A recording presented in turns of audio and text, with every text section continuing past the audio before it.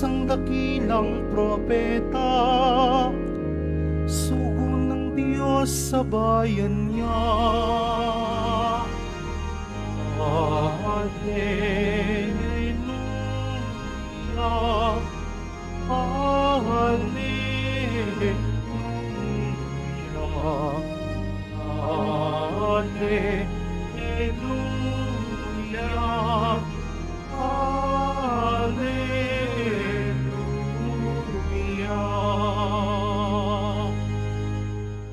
Sumainyo ang Panginoon. At sumaiyo rin Ang pagpapahayag ng mabuting balita ng Panginoon ayon kay San Mateo. papuri sa iyo, Panginoon.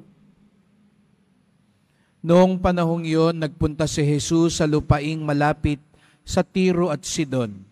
Lumapit sa kanyang isang Kananeyang naninirahan doon at malakas na sinabi, Panginoon, anak ni David, mahabag po kayo sa akin. Ang anak kong babae ay inaalihan ng demonyo at masyadong pinahihirapan. Ngunit gaputok may di tumugon si Jesus. At lumapit ang kanyang mga alagad at sinabi sa kanya, Pagbigyan na po ninyo siya upang siya'y umalis. Siya'y nag-iingay at susunod-sunod sa atin. Sumagot si Jesus, Sa mga tupang naliligaw ng sambahayan ng Israel lamang ako sinugo. Ngunit lumapit sa kanyang babae, lumuhod sa harapan at nagsabi, Tulungan po ninyo ko, Panginoon. Sumagot si Jesus, Hindi dapat kunin ng pagkain ng mga anak upang ihagi sa mga tuta. Tunay nga po, Panginoon, tugon ng babae, ngunit ang mga tuta man ay nagsisikain ng mumong nalalaglag sa hapag ng kanilang Panginoon. Kaya't sinabi sa kanya ni Jesus, Napakalaki ng iyong pananalig, mangyayari ang inihiling mo, at no'y di gumaling ang kanyang anak.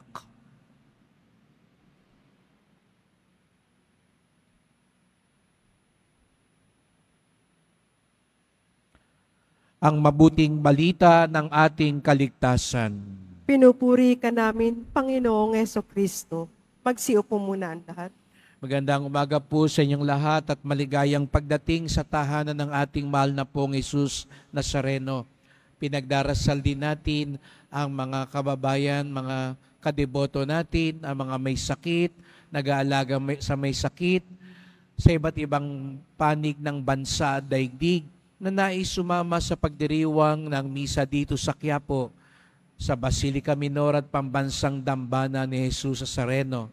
Kahapon po ako'y nasa San Leonardo, Nueva Ecija para sa Dalaw Nazareno at habang ginagawa natin ang misang ito ay kanila rin ginagawa ang kanilang pamamaalam na misa. Pabalik na ang Nazareno dito sa Quiapo galing sa kanilang parokya. At ipagdasal natin na maging ligtas ang kanilang pagbalik. Narinig natin sa Ebanghelyo kung papaano ang isang hindi kasapi, isang Kananeyang babae, ay lumapit kay Jesus Nazareno at humingi ng tulong. At dito nakita natin, napakaganda ng pagsasalarawan ng Ebanghelista nang sinabi niyang sa unang pagkakataon, ni gaputok man. Hindi sumagot si Jesus. Ni gaputok man. Hindi siya sumagot. Minsan pakiramdam natin, ganun din. Parang walang sagot ang Diyos sa ating mga dasal. Parang hindi dinidinig ang ating mga pagsamo. Para yatang walang pakialaman Diyos sa ating hinaing. At sa ikalawang pagkakataon, nang lumapit ang babae, nagsalita nga ang Panginoon, pero parang napakasakit pa nga ng kanyang sinabi. Nang sinabi ni Jesus Nazareno, para lamang ako sa bayan ng Israel, Para bagang sinasabi niya sa babae, hindi ka kasama sa aking misyon, sa aking pinatutukuyan. Maging ang mga alagad, hindi rin ganun nakatulong nang sinabi nila, pagbigyan nyo na nga, napakaingay para umalis na. Kung tayo kaya yung babae, siguro sumuko na tayo, nagtampo na tayo, umatras na tayo, pinanghinaan na tayo ng loob. Hindi na nga agad sumagot. Nung sumagot, parang ayaw pa. At yung ibang tao, parang ang tingin sa atin ay panggulo lamang. Kaya nga, nung sinabi pa nga ni Jesus sa Sareno na hindi ibinibigay sa tuta, sa mga aso, ang pagkain para sa mga anak. Ano sabi ng babae? Yung mga mumo naman po ay ibinibigay sa mga tuta. Kahit tira-tira lang, sapat na. Dito naantig ang kalooban ng ating Panginoon. Isang taong mapagkumbaba, isang taong habang nananalangin, hindi siya parang nagdedemanda at nangihingi ng kanyang karapatan. Tawag natin diyan entitlement, na para bagang dahil ginawa kong isang bagay, dahil ganito ako, marapat lamang na ganito ang gawin ng Diyos sa akin.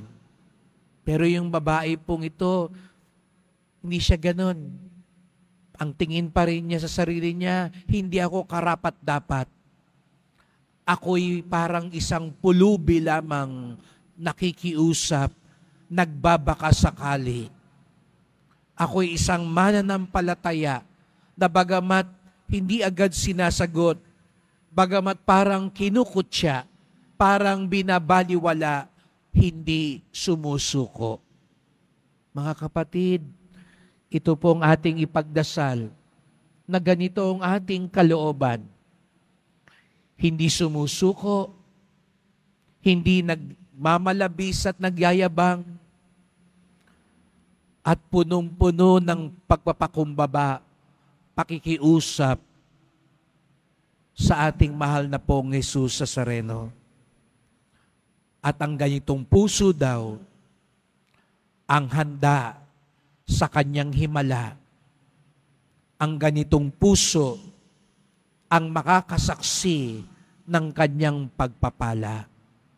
Nawa, katulad ng Kananeang babae, ganun tayo lumapit kay Jesus sa Sareno upang ang ating mga panalangin ay tunay niyang pakinggan.